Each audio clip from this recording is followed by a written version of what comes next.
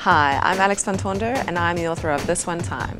I wanted to write the kind of book that my friends who don't read would read. We are all huge consumers of information. We're online all the time, we're reading articles, we're downloading series, we're watching movies, we're watching YouTube, Facebook, Instagram, you name it, but we're not necessarily reading novels. So the story is about a bad boy revenge porn blogger who makes it really, really big. He becomes an international celebrity and he's living the life. He's become very famous, he's been on the cover of Time magazine, and things are happening for him. So he's got a reality show deal, he's got a book deal, and all he needs to do is finish writing the book.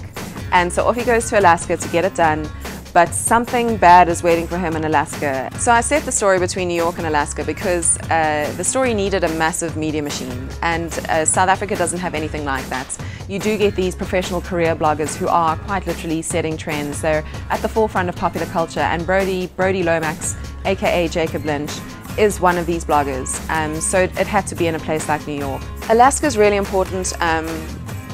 Apart from being physically isolated and impossible to penetrate or get out of if you're stuck inside the Denali Park, what was really, really important for his character development was for him to be emotionally isolated. A large part of his sense of self as a character is linked to his affirmation online. He's constantly getting likes, he's constantly getting affirmed by his followers.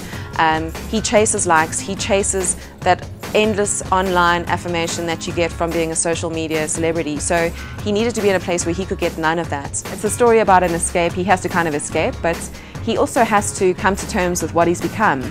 And for that to happen, he really, really needs to be isolated emotionally, away from the Wi-Fi, away from the likes, away from the clicks, and away from the constant online affirmation that his alter ego exists through.